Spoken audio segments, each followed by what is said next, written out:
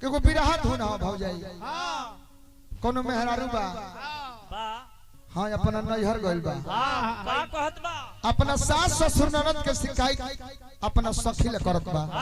कैसे करत बा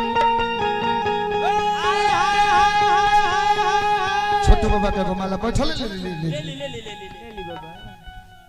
सास मरतनवा होई हर ननदिया मरतनवा तनवा होई हो मारेली